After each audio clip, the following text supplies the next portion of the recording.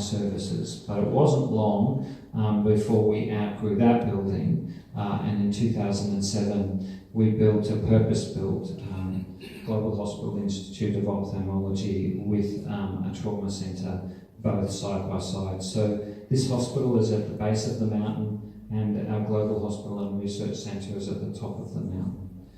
So slowly the services began to expand, and all along the services have expanded according to the need.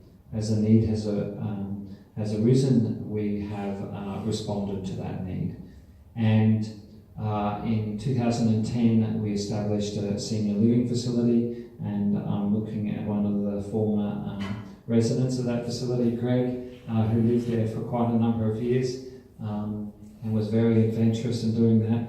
And this has been very popular, and we've had many people that would like us to expand and have more capacity there.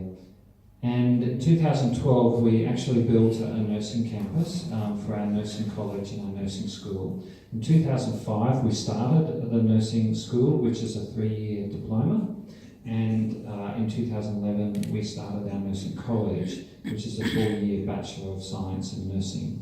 But we didn't have a purpose-built facility, and so we built a building with hostels, and that was in 2012. And having, because we live in a remote, having educational or vocational education programs is very important, because many of those staff join us after they've finished their education. And it goes on, and still going on. Next month we are opening a new eye hospital in the surrounding district, the district of Jalore, and that's about 150 kilometres away from us. So the services continue to expand. So really what's the basis of what we do? Four components, and one is around that nobody should miss out on healthcare, regardless of their race, their creed, of their socio-economic status. We will provide them the care that they need.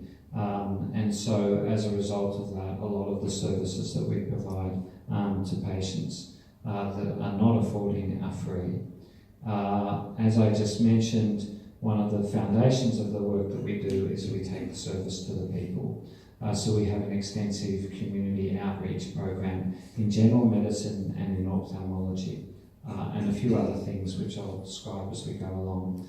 And the third component is our vocational education. A strong part of what we do, as I mentioned, we have Master of Science, we have a Bachelor of Nursing program, a Diploma Nursing program. We have postgraduate medicine programs as well. And finally, a strong part of what we've been doing is research, and I'll give you a little bit of an insight into that in a couple of minutes. So where are we? So this is Rajasthan. The population of Rajasthan is 56 million, and this is district Sirohi, and the little red dot is Mount Abu. So this is district Jalore, where we've just built an eye hospital up about here, about 150 kilometres from us, and we serve this district and this district Pali, and also the outskirts of this district and another district in the adjoining state, Gujarat. So really our catchment area is probably 5 million plus, which we serve. And so the hallmark of what we do, and the unique aspect of the hospital, is that we're a combination of modern medicine and alternative medicine. As far as we know, we're the only hospital in India that has both under the same roof. Yes, there are many hospitals that are yoga hospitals, what do you call it? Ayurveda hospitals, homeopathic hospitals, but where they're all under the same roof, you'll find that that's very rare. And the strong component of what we do is the integration of teaching people about meditation, positive thinking, and including that into our model of care. So integrating spirituality into what we do.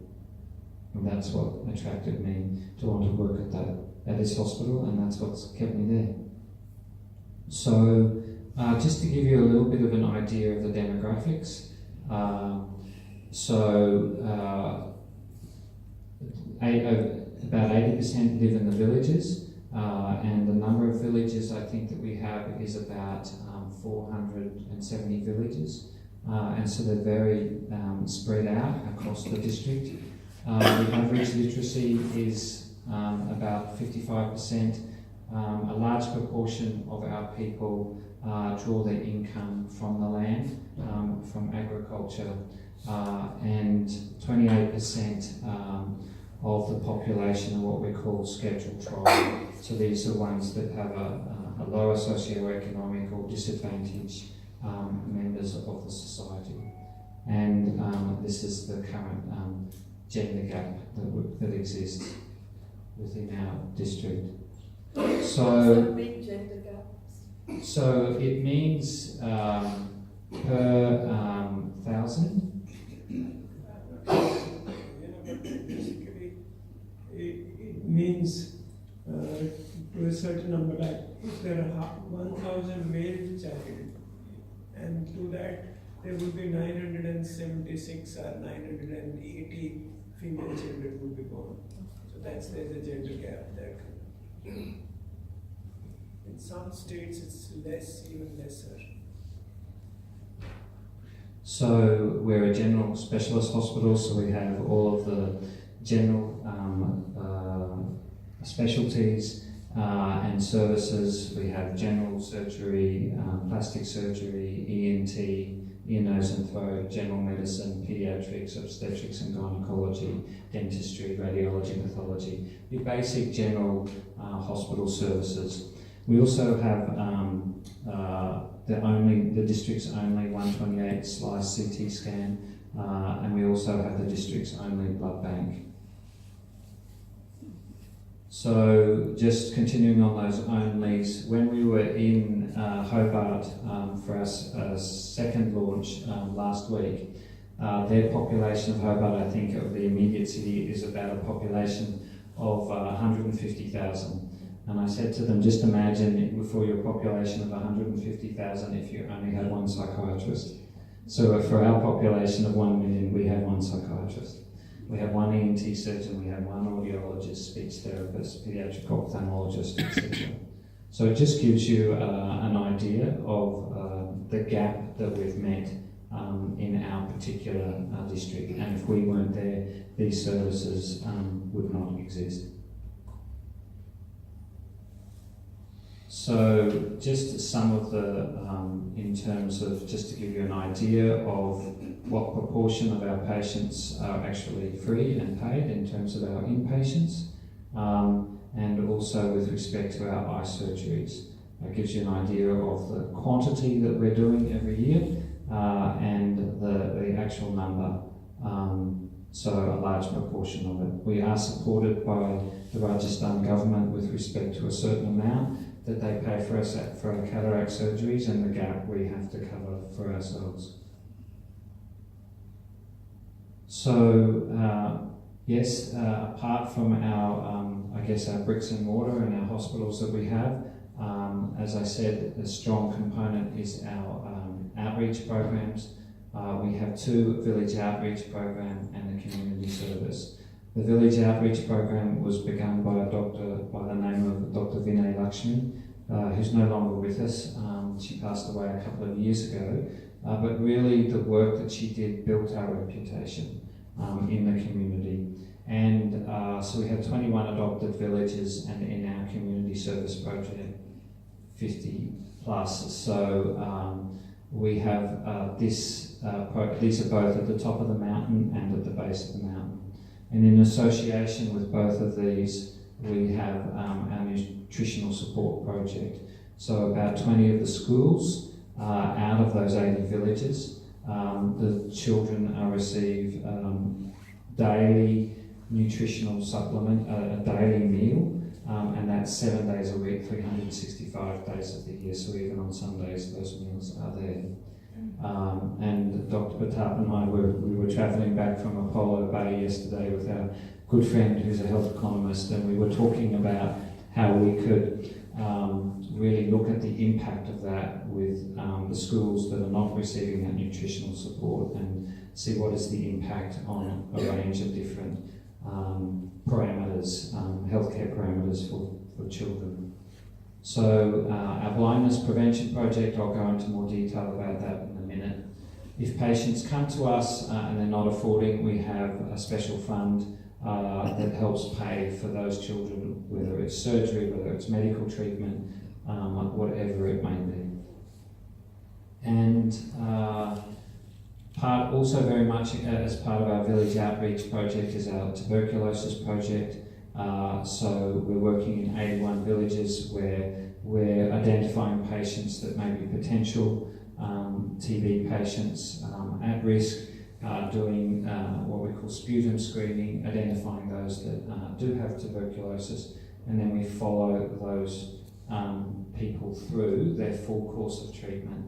And it really is, most of these people that have tuberculosis are disadvantaged, are in low socioeconomic, don't have a really good nutritional base, so an important part of this is providing them nutritional support, because without that nutritional support the medicines don't work. So following them through the whole course of treatment is one of the things that we support. And the Smile Train project for cleft lip and cleft palate, so I'll just talk about that in a minute. So just to give you just a bit of a scope of our size and of the work that we do with respect to ophthalmology, we take the screening camps up to probably about 150 kilometres we go out, and so we'll take a whole team to the different areas. We'll do the screening, identifying those patients that have any type of eye conditions, but particularly cataracts. They'll come back to the hospital in a bus. We'll do the surgery, and after a night, 2 nights, then the following day they get taken back to the village, and then we do follow up after a certain period of time. And also school screening. But one of the things that we've been doing over the last couple of years is building what we call vision centres. So they're like a satellite centre. We've got 3 of them, and we're planning for more. So anybody can go to one of these satellite centres and have any basic diagnostics done about eye conditions and have glasses dispensed, and if there's anything that's more complicated, they'll refer those to the hospital, to our base hospital where we have the Global Hospital Institute of Ophthalmology. And again, our ophthalmology has really given us a strong reputation in the community because we've been doing it almost from the beginning. So the work that we do with respect to cleft lip and cleft palate is extensive. We've been doing it since 2006, and we've been supported by Smile Train International, a New York-based NGO, and they support us fully with respect to the salaries for our ENT surgeon, plastic surgeon, maxillofacial surgeon, a visiting specialist orthodontist who works specifically with these types of patients, these types of children who have this disorder, and a speech pathologist. So we're very much with these children for a long period of time, so that at various stages, at 1 year they'll have a particular operation, at 2 years they'll have another operation, etc. And then there's all of the orthodontic work that takes place. So we're really very much with them for a long journey. And these are some of the examples of how we bring back the smiles for these kids. And it's really life-changing. And it's not just children, but we've had adults that have come in that have fallen through the gap and get to 18 or even older and they've never had any treatment. So it really brings great transformation in their lives. So the education, as I've already mentioned, we have these programs in nursing. We have a diploma in optometry, which has been going since 1999. And one of the success stories of it, and we have a few of the students who have studied with us and are now working with us. And one of the young fellows that is with us was an optometrist, and then he joined our hospital promotional services, was working there for a while, and then we just sent him away for 1 year's training in management, and he will come back and help manage our new eye hospital. So people stay with us for a period of time, and we try and develop them as much as possible. And that's been really helpful, having these programs that provide us with people that stay with us for some time. In the last couple of years, we've established a postgraduate program in family medicine. It's a 3-year. It's a little bit like a GP training, but it's hospital-based. And we also have a 3-year postgraduate program in ophthalmology. And so at any one time, because we have 2 positions every year, so at any one time we'll have 6 additional residents in family medicine and 6 additional residents in ophthalmology, so that really helps with our manpower.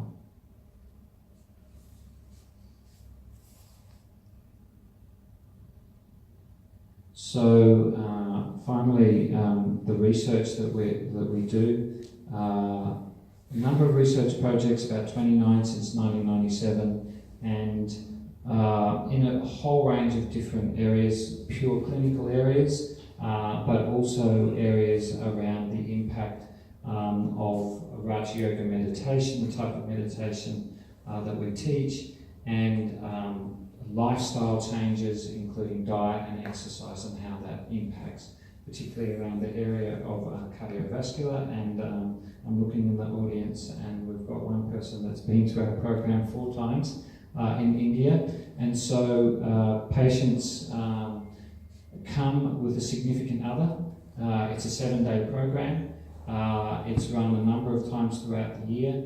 They're taught all of the medical background behind their disease, coronary artery disease, and they're taught about meditation and its impact, exercise, and vegetarian diet.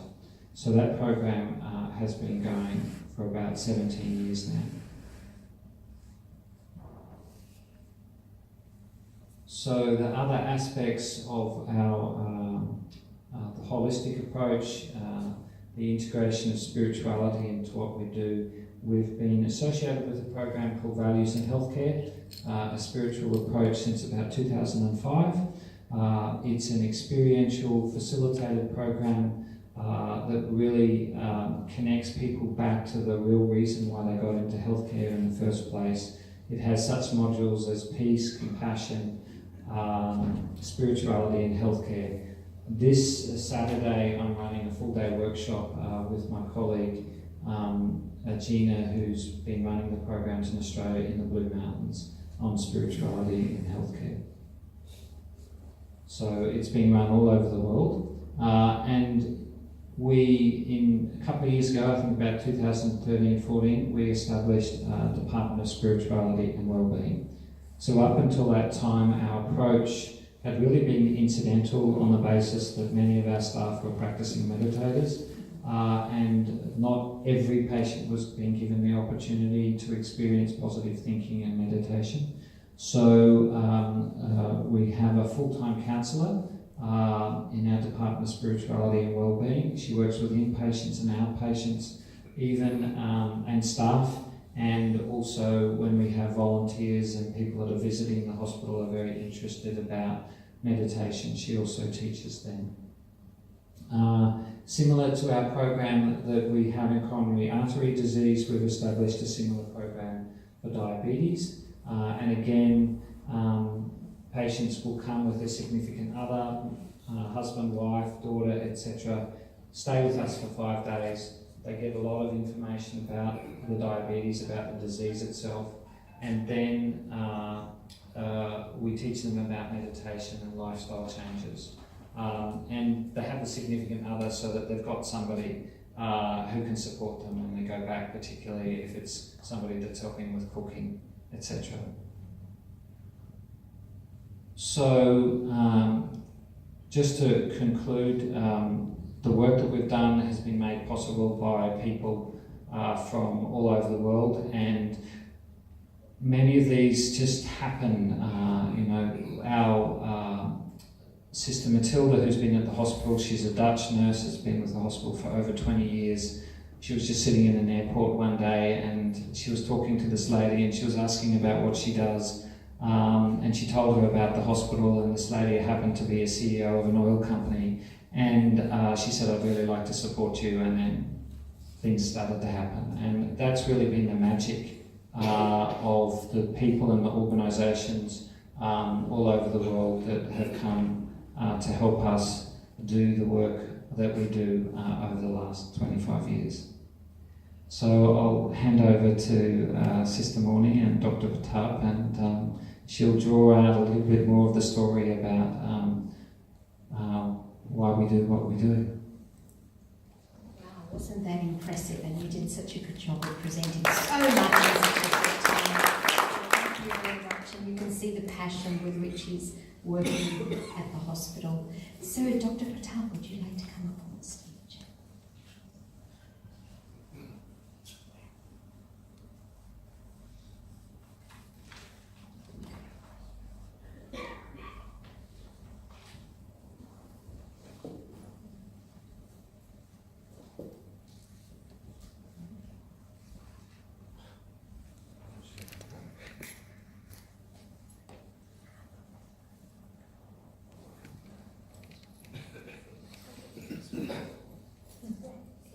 You're asking the wrong person.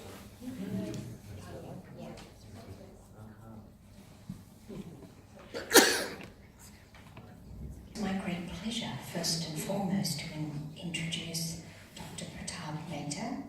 He has been at the hospital since the beginning. He was telling me he retired when he was 41.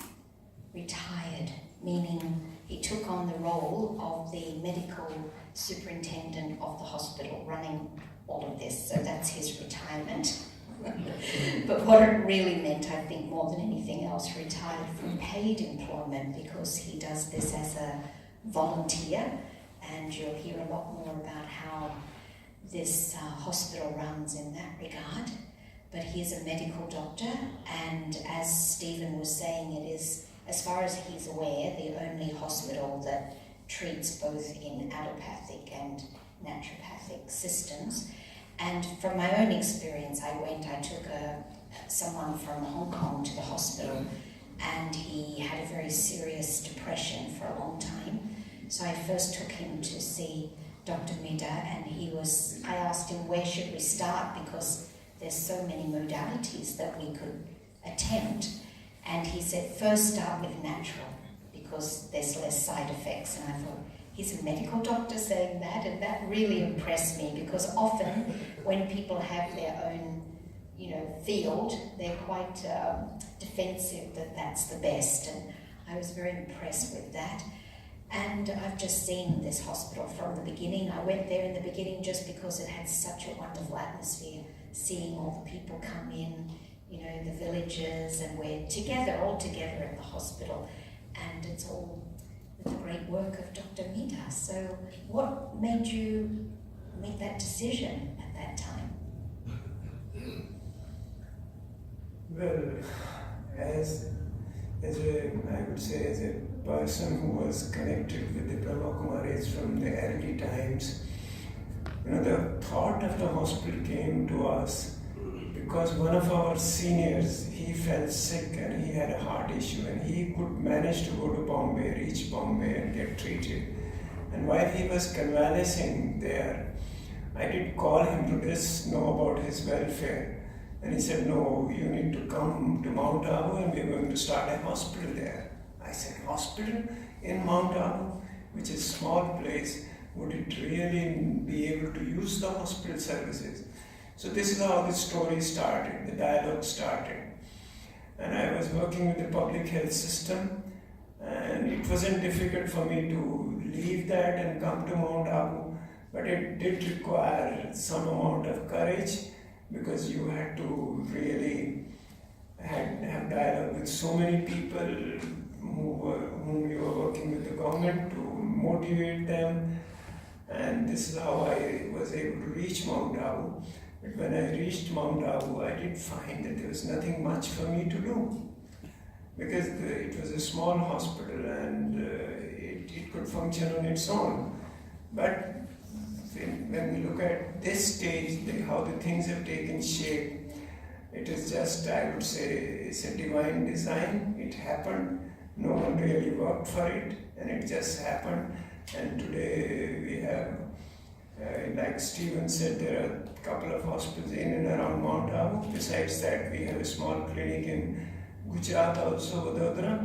And then looking at our work in Mount Abu, the Bombay Municipal Corporation offered us a hospital in Mumbai, which was public-private partnership. And on a prime location, they said, okay, this is the hospital we would like you to run. And the arrangement was for 30 years, and it is now going on.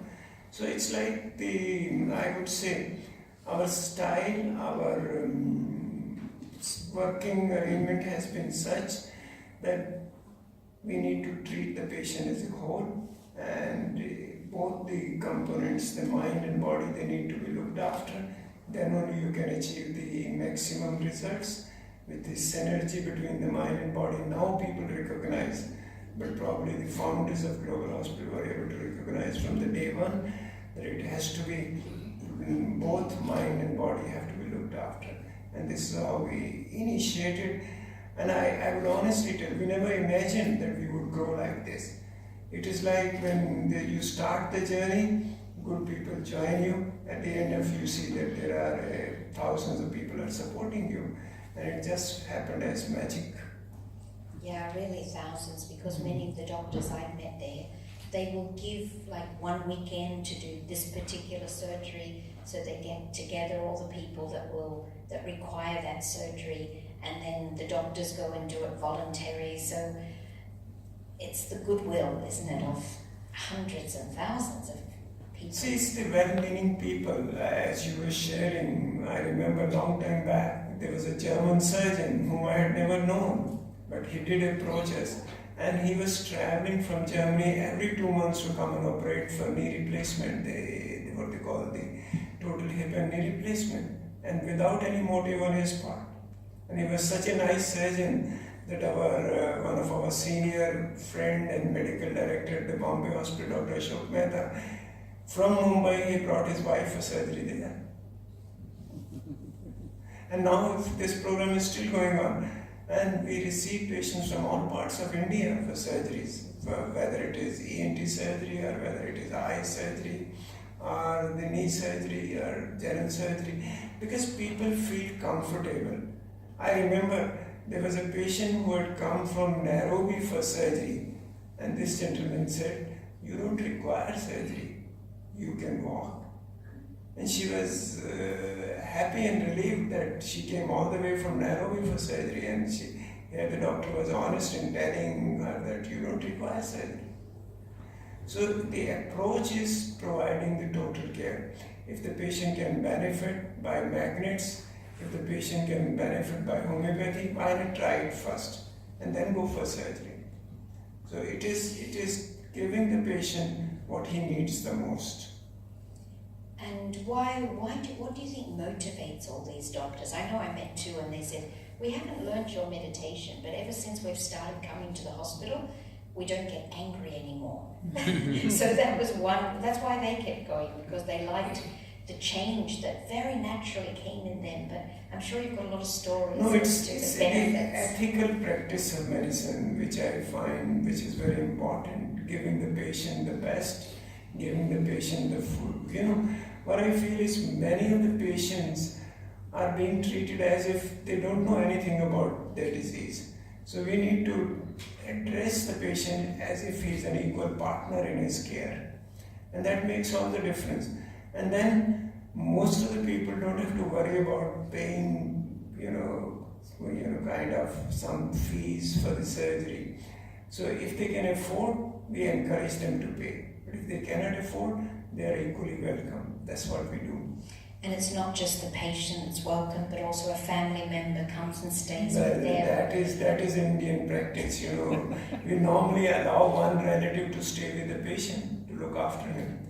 So You know, they this require gives a lot food of and confidence to the accommodation. patient. Patient feels at home. We even did another experiment. You know, most of these tribal patients, they don't understand our dialect. And what we did was we started training young boys and girls from the community, those who were tribal boys, and we made them nursing aides. And these were the people who were bridge between the patient and the doctors, because they were able to understand patient's needs, they were able to understand the patient's culture and patient's belief system, and that's how we were able to bring these tribal people closer to us. And you know, the magic which is occurred, these people who were drawn to us as nursing aides, as Stephen was sharing one example, some of them felt so inspired, they went on to become full-fledged nurses. Yeah. And what would be maybe one good example to share a little bit about the CAD program, how the patients need to participate in the whole recovery process? No, the essence is probably today's lifestyle. The way we live our lives is emerging as the principal cause of illnesses today, whether it is the East or the West. Wherever we stay, probably it is the faulty lifestyle which needs to be corrected. And this was the hypothesis with which we started. Because heart disease, the coronary artery disease, what we call, is one illness where you know only there are certain risk factors, but you don't know exact cause of the heart disease. You can have the risk factor, could be diabetics, it could be hypertension, it could be smoking, it could be sedentary lifestyle. But then there is a class of people who probably have none of these, even then they suffer from heart disease. And some people have identified a kind of personality trait that these are the people who are those who want to accomplish too much in too little time. Their personality always competing against time and space. So we stipulated that hypothesis that if you look after their stress, if you manage their lifestyle and put them back to healthy lifestyle, we would be able to reverse the coronary artery disease. And we started with 5 patients. And with those 5 patients, we were able to document that once you change your lifestyle, the disease which happened because of the stress, it can be reversed because of the relaxation techniques. And the key, I would say the key factor was Raj Yoga meditation. And we have that's our real strength, because the Brahma Kumaris support us, and the teachers from the Brahma Kumaris would come and teach meditation to the patient. And then with that, we had added exercise and even diet, the right kind of diet.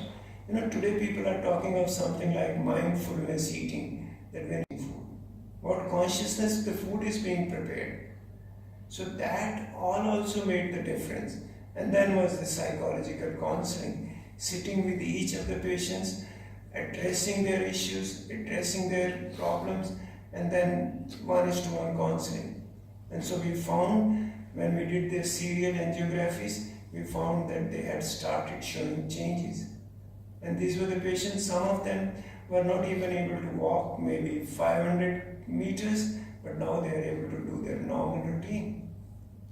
So it is not that this was magic, but this was, we demystified the medical knowledge, made the patients equally empowered, and the patients were able to take their decision, because it requires courage to leave the conventional therapy.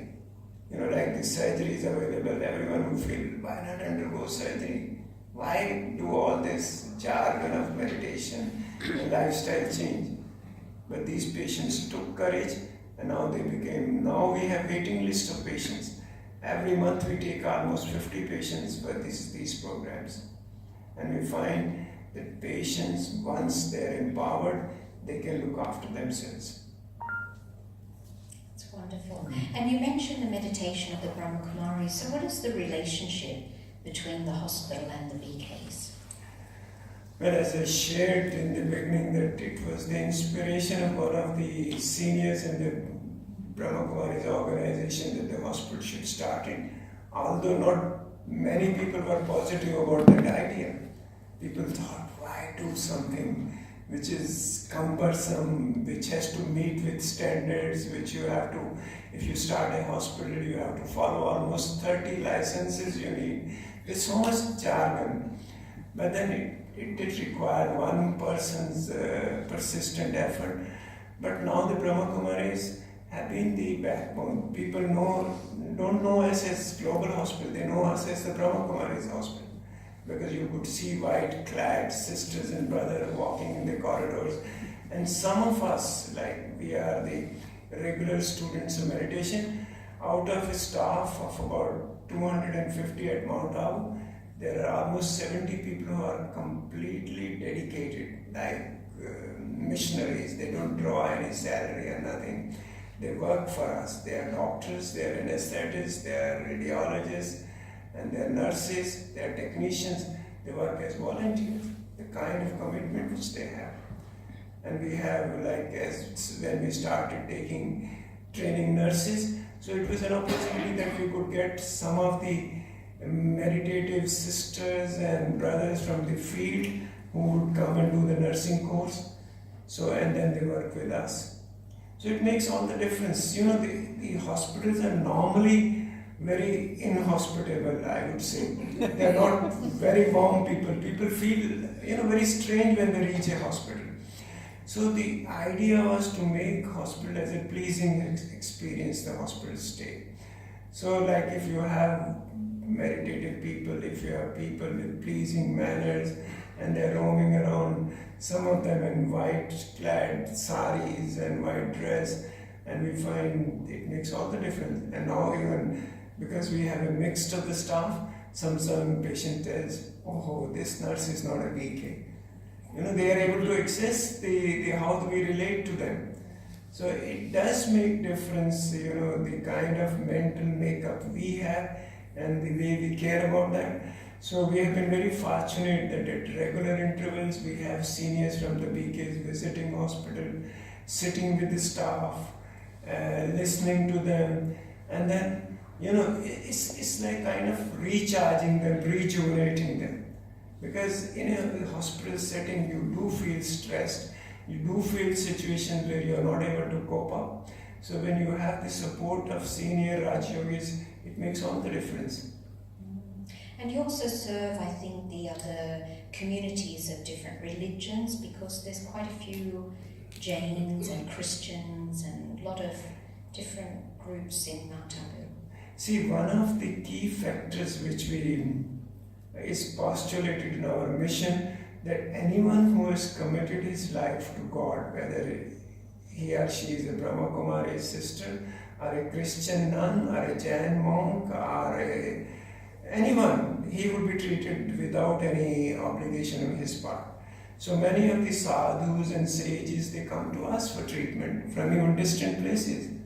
So for that we feel that there should be equal opportunity for everyone. So this is how we take care of them, and they are allowed to, even visit. They come and visit us. We do even sing Christmas carols with them, and they come. The Christian nuns are so friendly with us. We have a couple of schools there. There are convents there, and it's not. The community works as a family there. And a lot of Jains, because there's a Jain pilgrimage center, there are Jain temples there, and a lot of visiting sages and saints come to us. So I could ask a lot more questions because there's a lot more to know, but we also wanted a chance for you to be able to ask questions. So could we have a mic roaming, please? Thanks. So do you have any questions who have sort of come up for you? And just while you're thinking, so you do have some paid doctors, and is it difficult to get doctors? Most of the staff is paid. As I said, only 70 are out of 250. And the healthcare is becoming quite cost intensive these days because of the technology, because of the specialized people, specialized training courses. So when I look at our record, we are only able to take care of the 50% of our recurring expenses. The rest has to be met through donation. Yeah. So, do you have any questions that you would like to ask?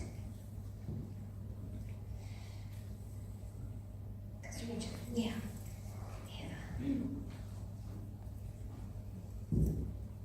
Yes, hello. I'd like to know whether you've been doing any music therapy in your hospital.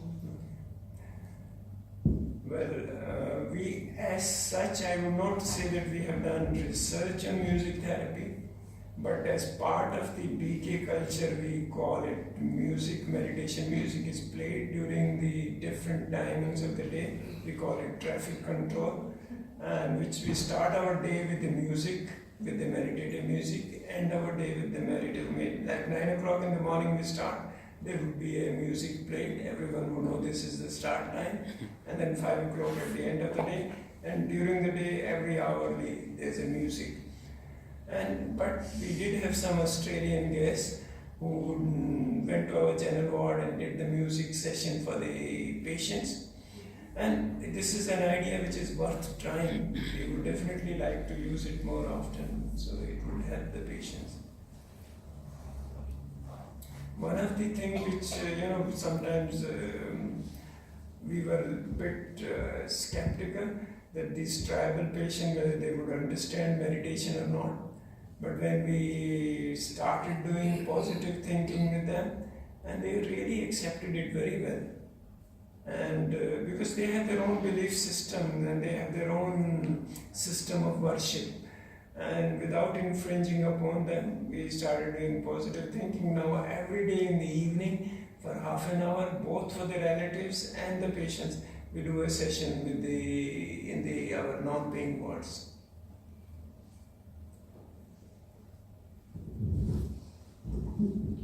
I'm curious about how it's stretched and challenged you. Have you found an edge, or have you had experiences while you've been there that have challenged your own assumptions and beliefs? See, my major challenge has been to find the right people. People are there to support us. You have created a good building, good infrastructure, but to find right people to come and work there. Some of those people fit into spiritual ethos, some don't fit. So we need to be very discerning about finding the good people. I'm very lucky that we have people who have been with us for the last 20 years, 18 years, 15 years, where the turnover in the other hospital is so quick. But in some areas we haven't been that fortunate, like in the surgery, we haven't been able to retain them for so long. So that is the biggest challenge. Like suppose today if my anesthetist leaves, to find his replacement would be a nightmare for me. So that has been my challenge. Because I understand not so many people want to live in such a remote place. There's because we are not able to offer them those lucrative packages. We do offer them competitive and other facilities like residential accommodation and other things. But you really need to be kind of a person with a flair for service, then only you can be attracted to Mount Abu.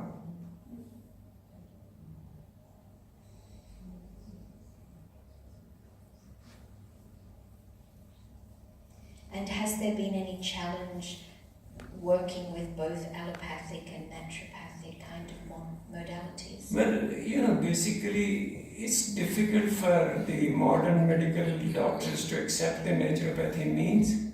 I still struggle with their cross-reference. They don't cross-refer to each other.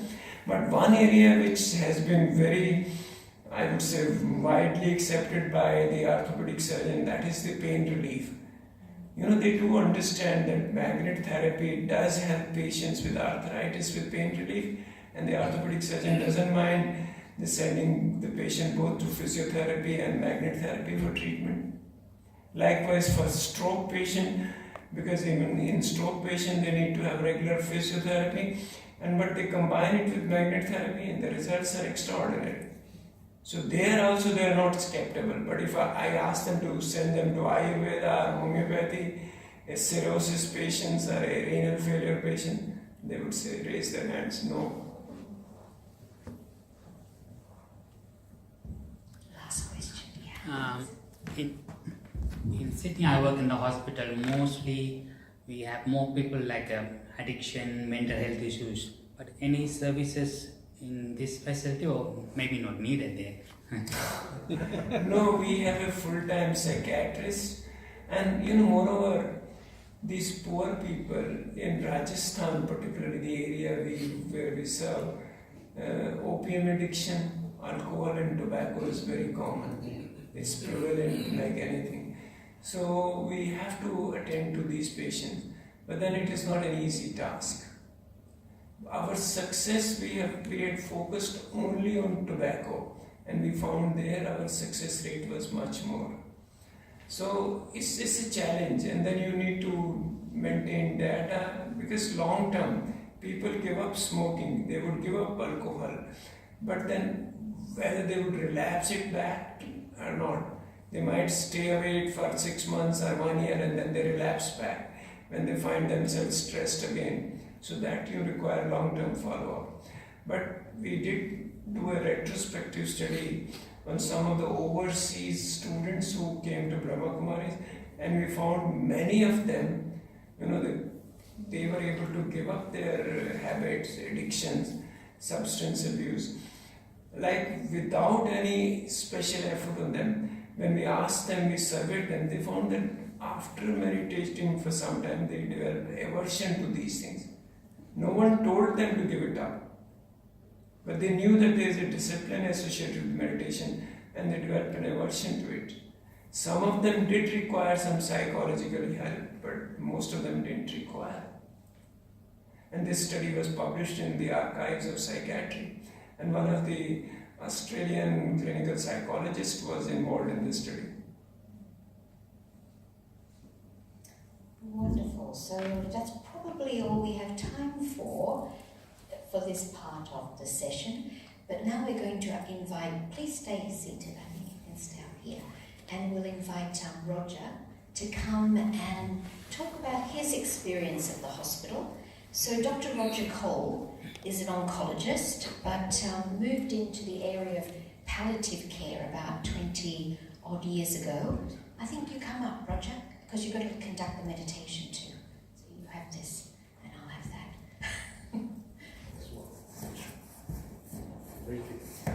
So Roger's working in the Illawarra area and Shoalhaven area in palliative care, and recently has been asked to help introduce positive thinking and values education into the hospital.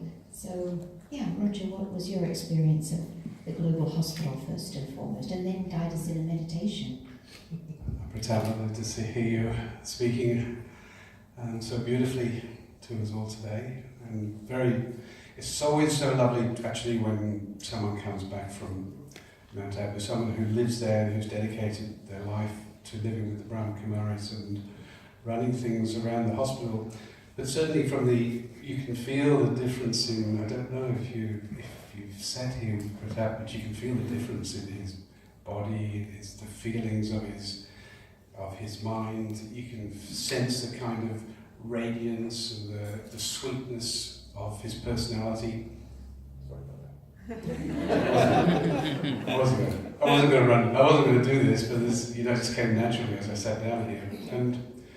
And it's to do with the and there was a couple of things that I mentioned during the talk, and there were words that I picked up on. One was magic, and another was inspired.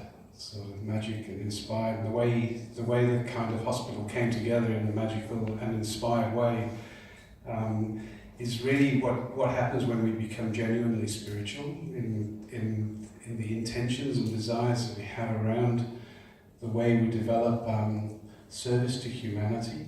And the hospital is really a service to humanity. It's like a lighthouse sitting on the top of a mountain, surrounding a very large desert plains of Rajasthan. You can sit on that mountain and look out. Who's been to Mount Abu? Who's here today? How many of you have been to Mount Abu? Many have. I think the rest will have to follow because you have to go and experience it. You are all friends of the Brahma Kumaris. Who's here for the first time today, never been here before, happened to come along? You are definitely friends of the Brahma Kumaris. No, absolutely no sort of, don't believe for a minute you just got brought along here today. You were meant to be here, you are always going to be here, and it's very special to have your company here as well, and that goes for every single person who's actually sitting in this room. But it is, I've been about 17 times. The first time was actually 25 years ago, so it must have been right at the start of all of this. And to be honest with you, I avoided the hospital like a plague because it's part of my life. It's like my working life. So I thought, I haven't come here to go to a hospital. I've come here for a spiritual experience. And I was a bit of a space cadet on the mountain, actually, most of the time when I've been. But every time I go now, I always visit the hospital because it's actually, it's a sort of, it's hard to say which is the jewel in the crown because there's 3 facilities on top of the mountain. One is called Gyan Sarovar, which means Lake of Knowledge. It's a study facility that you're all invited to come to if you haven't been before. And there's a place called Pandav Bhavan, which is, the hospital lies between these 2 facilities, and I like to walk between between Pandav Bhavan and Gyan Sarovar. Pandav Bhavan is actually a bhavan for Pandavs. Gyan Sarovar is a lake of knowledge, and in the middle is this sort of really angelic, beautiful kind of light. It's like light feeds into light, isn't it? And the foundation of everything that's actually emerged in terms of the hospital we've been hearing about, all the services, the foundation was an idea. And the idea came from a desire, and the desire came from a wish to serve, and the wish to serve community. And when you take a desire and a wish to serve community and it comes from a really beautiful idea, then the community you're serving is not just the immediate community of that mountain. It's not just the sort of extra community of the plains of Rajasthan and all the villages and people who live there. It's actually the community of the inseparable spirit that we hold together to be one world community, one family. And it's this one family, one world community which is the basis for all of the success and the beautiful things that are going on in this hospital in Mount Abu. It's not this idea of separation of this bit and that department and this department. There are 70 yogis working in that hospital creating an atmosphere. And the hospital is annexed to Brahma Kumaris education and yogi facilities where the BKs actually gather and meditate and hold that consciousness of pure spiritual being in the essence of being in the company of the most elevated feeling or idea of what God might be and what God might mean to us in this world, in terms of rediscovering who we are as spiritual beings, as souls living in this planet with a desire to help one another, to support and to love each other, and to give some very, very special, deep kind of healing thoughts and feelings to the world that takes practical form. And it's this practical form of the Brahma Kumaris that is being rolled out here today and across Australia to pick up, I hope, some of your ideologies, some of your feelings, some of your desires to serve and to offer something that actually connects your light to the lighthouse on the mountain. So that whatever you do, whatever you give, however you can involve yourself, whether it's time, support, good thoughts, feelings, good wishes, money, whatever it is that you can give, becomes an energy for that light that is that hospital, that's part of a yogi complex, that's part of a kind of deep feeling for wishing to serve humanity locally, regionally, and in an unlimited way to the world outside. This is the energy, draw this energy towards total service. So as I said, when I go to the mountain, and I've been there 17 times, I'm like a bit of a space cadet, really. So I get carried away. So I don't really see all the form, the structure, and all of those things. I just see the light that's being offered there, and I feel it. And it's that light that I go to receive and to come back and share in this country as well. So thank you, Patel and Stephen, and everyone that's been involved in that fantastic, brilliant, beautiful hospital, the Global Hospital of Mount Ever. Om Shanti. We will have some meditation. So I have 5 minutes meditation. I'll capture one or two of the sentiments that have been shared here today and take it into a kind of meditation commentary. If you're familiar with meditation and like to have your eyes open, please do so and focus on whatever you can focus on with your eyes. And if you wish to close your eyes, that's fine as well. But just for the next few minutes, we'll sit quietly together.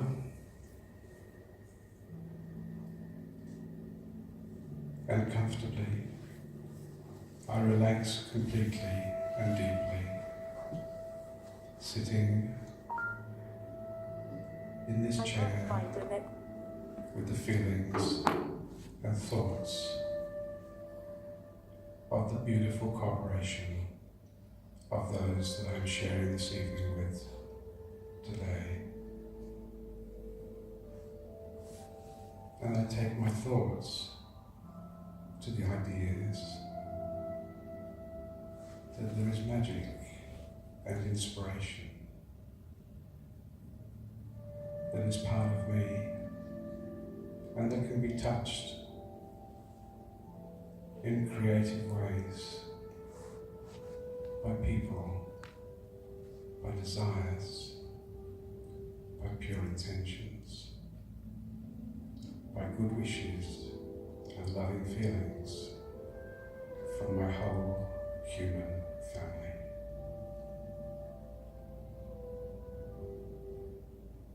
And for just a moment, it's like I can see a light on a mountaintop,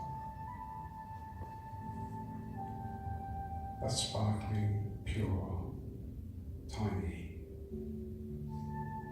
light. And this light is a lighthouse, spreading light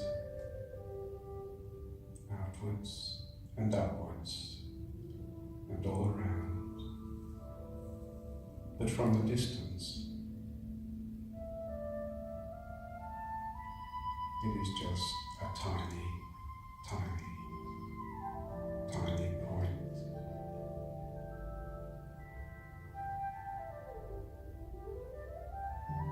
And I feel myself drawn towards this tiny point of light, surrendering to this light. I feel myself surrounded in peace, in love, in blissful, joyful feelings of total liberation and freedom.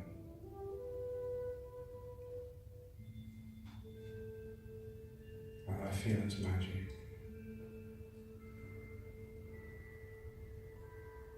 I feel its unlimited, totally loving form.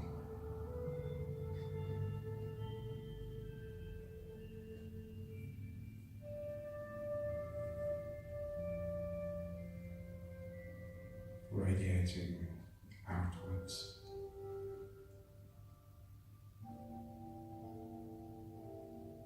and upwards.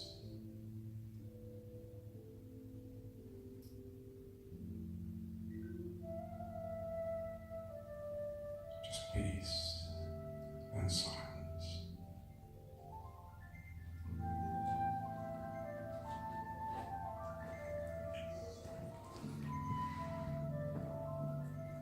Pure peace and silence.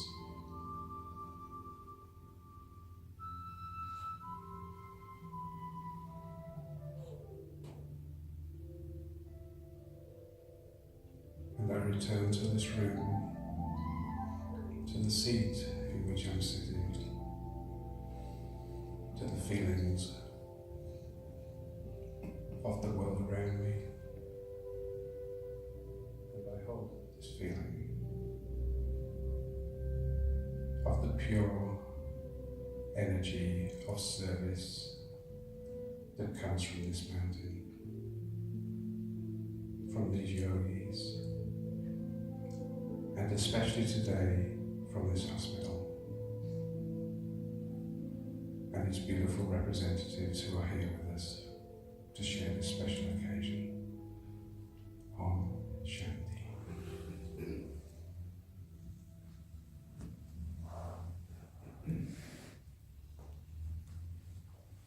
In that dimension, and one of the things that is unique at the hospital is we have traffic control. As was mentioned earlier, Dr. Pratap, in answering the question about the role of music. Every hour on the hour, the song plays for a short period of time, and if you're not involved in direct clinical care at that point in time, it's just an opportunity for you to really reconnect to your source, to who you really are. And so thanks for giving us a taste of that. So what I wanted to do now was to talk to you about, I think I need to turn that on, about the Australian Friends for Global Hospital, which is why we're here today for the official launch of this organisation. And the birth of it really comes quite some time ago. A good friend of ours, Pamela Donnellan, she created this idea of Friends for Global Hospital, friends that would support the Global Hospital's work throughout the entire world. And so, as Morny said, when I had an extended stay here trying to get my visa sorted, we really started to put the idea down and create an organisation in Australia to further support the work of Global Hospitals. So many people have been supporting us for 25 plus years, but they haven't actually been receiving any tax benefit for that. So one of the ideas is by having an organisation, we will create a memorandum of understanding with Global Hospital, and according to any money that we've raised, we'll support specific projects. And with the impact that we have on those projects, within 12 months we will apply to the federal government for tax deductibility status, so that we can provide that benefit to people that support us in the future. So there's a group of us who have been working together on this, and with me here this evening of our advisory group. I'd just like to introduce them. Pratap Kataria here is been really wonderful in helping us get the association set up here, and Pathma Naban, also known as Pathy, please stand up, and both of them have been really instrumental in getting their constitution written and submitting it, and really getting the ideas together. And the two aspects of the organisation is really to support Global Hospital, but the second aspect, which Pathy has really been firm on, is that we should also give something back to the Australian community. And when I left Australia 11 years ago, my boss at the time said to me, he knew why I was going, and he said, you have to come back and teach us and show us and guide us on how you've implemented spirituality in healthcare.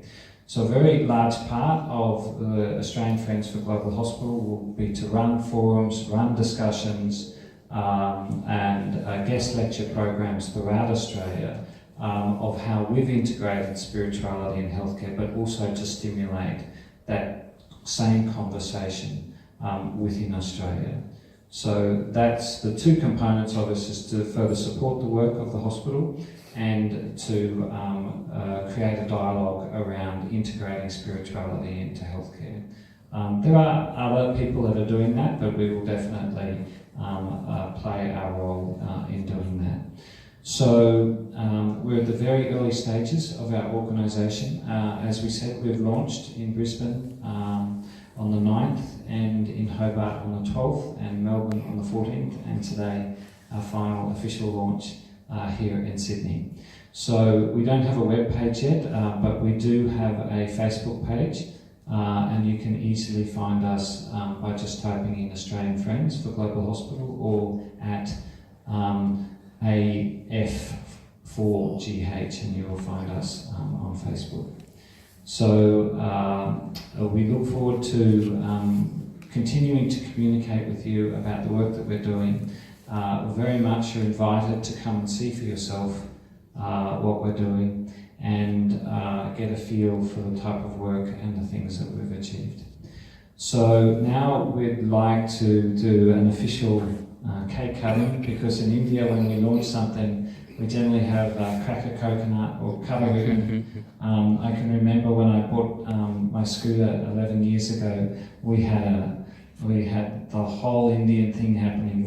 We cracked the coconut over it, and we put a swastika on it, and all of these different things that you do when you inaugurate something in India. So we thought, no. So I invite Moni, Roger, Dr. Pratap,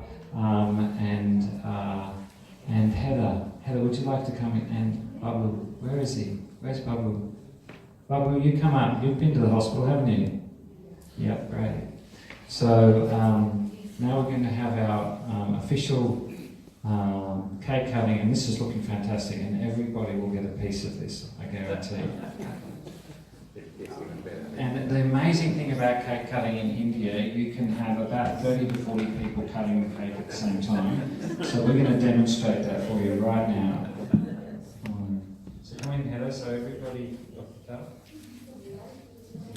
hands on, everybody hands on. Come in. Hand on the hand. 1, 2, 3, official.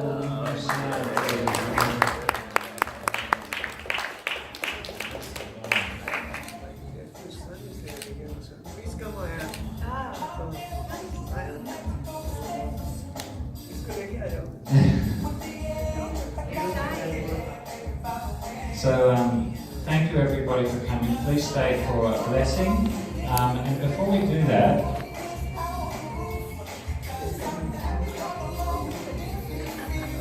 this is Dr. Pratap's great nephew. You come with Daddy. Up with there.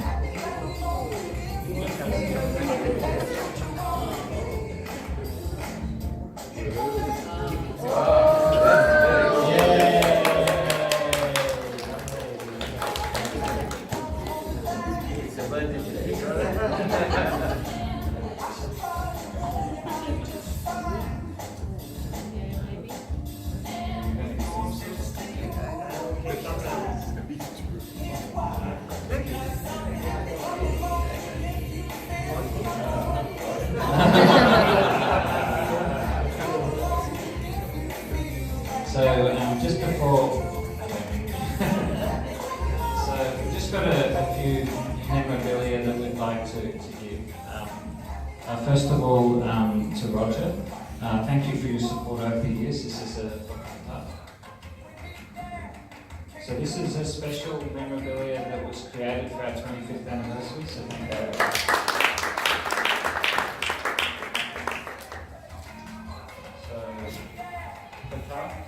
Thank you for all of your support, and Pratap to Pratap.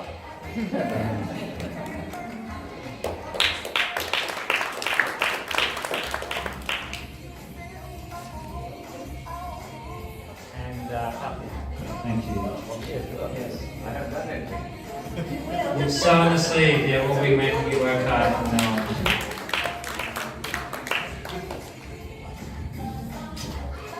Just finally, there's been a lot of behind-the-scenes work that has made this happen. Where's Sapna? Where's Sapna? Sapna has been doing everything from Perth. So she's been doing the mail-outs, and I walked in today and I sent Morny an email, an SMS very early this morning and said, "Can you please make a cake?" And Satna was here and she managed to make the cake. So thank you very much. So to everybody at FiveDock who have helped, so if you'd like to take on behalf of everybody at FiveDock, thank you so much for putting this together. The food. And so Dr. Pratap has a special blessing that he'd like to give everybody, but nobody's to go without having a piece of this amazing chocolate cake. And Heather, who is a great supporter of the hospital, she's just going to sing some nice Om Shanti while we take that blessing. So she's going to create a beautiful atmosphere. It's beautiful singer.